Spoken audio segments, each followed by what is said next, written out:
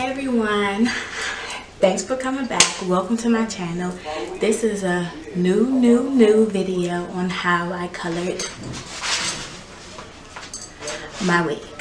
So today I'm going to show you how I did the placement of my color on my hair, because this hair was completely blonde, had no black roots, nothing. Everything was blonde. I did all the color work.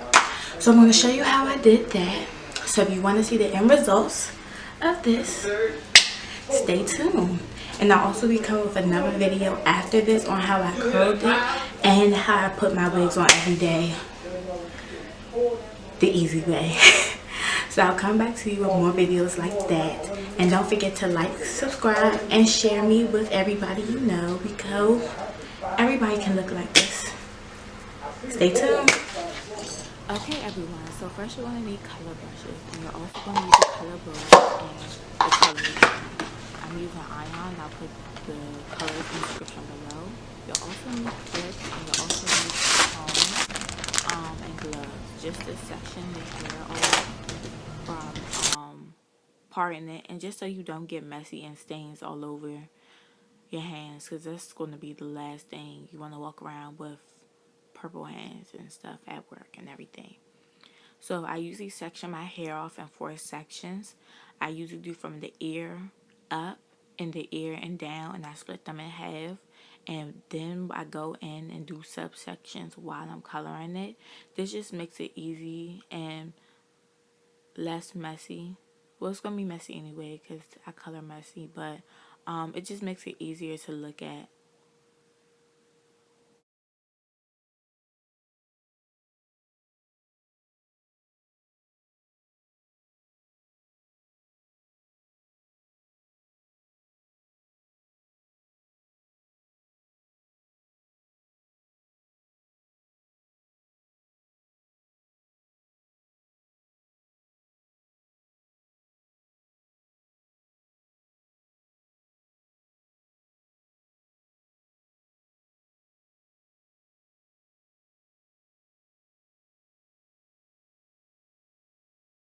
So after putting the gloves on, I'm going to open my iron. Black is black. This is semi-permanent color, just because I eventually do either want to go back blonde or just strip the color out and go a different color. So I am using semi-permanent. So I go ahead, take the color and put in a bowl. The thing about iron semi-permanent, you don't have to put any developer or anything. It's already mixed.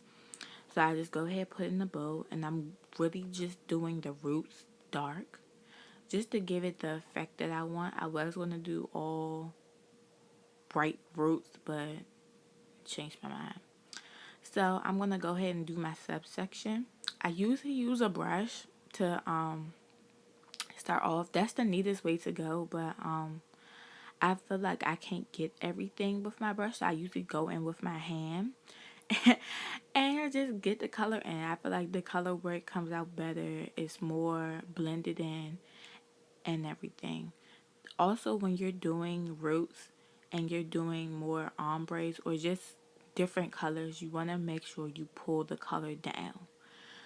Basically, you're pulling the color down so that it isn't any bold line, so it isn't just going straight across. So you kind of want to blend it, kind of melt it in. If you see me rubbing, I'll rub it and kind of pull it down a little bit, and it doesn't have to be perfect. That's the thing about color. It really doesn't have to be perfect.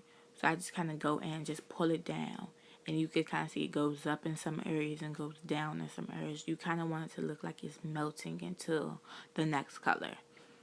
So you just doesn't have any bold straight lines, because that's not going to give you the look you're going for. So now I'm going to go ahead and open my purple. So basically with this, the way I did my purple and my blue, I kind of went in, I did an in out. So I started with in with purple, and I wanted to do the more outer layers with blue, the outer and top layers with blue. And I kind of just went in and did that. So like the undertones would be purple and in between would be blue. The thing about doing mixed colors, you can see I wipe my hands off. You want to make sure you wipe your hands off unless you intentionally want to mix the colors. In some areas, you will see me put purple and then put the blue on, just to give it some type of different tones in certain areas. And most time when you're doing color work, you can eye it and see where you want to place the color and how it would look good and what's best for. You don't want to, the thing about color, you don't want to make it look uniform. Some people do, but all the time you don't want to make it look uniform. You're using bright colors. You want to make it look fun. You want to have fun with it. Go ahead, do something different. Be fun. Mix it up. Just make sure that it looks blended, in my opinion. Make sure it looks like it's melting in. You can see my black looks like it's going straight in to the blue. There's no demarcation line or anything. And the one thing when you're doing hair that's already blonde and that you didn't pre-lighten it, or just any hair in general that's pre-lightened, you want to make sure you get all the blonde, because the blonde will show if you don't saturate the hair all the way. The blonde will show and it will look like cheetah marks throughout the hair, and that's not what you want. That's not the look you're going for or anything.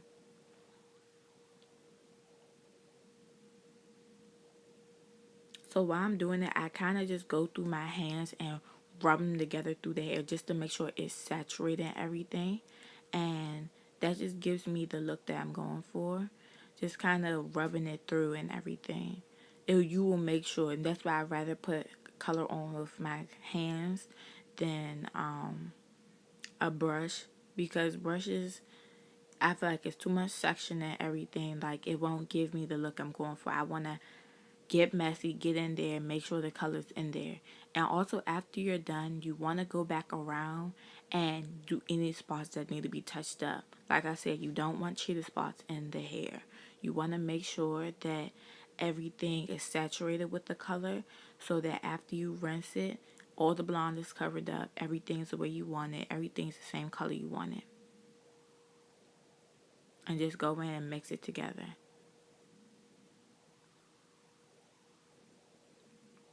So after I shampooed and conditioned, I also put a leave-in ion blowout spray on my wig, and this was the end result. And this is before anything. I just shampooed and conditioned. I think I put a treatment in it too.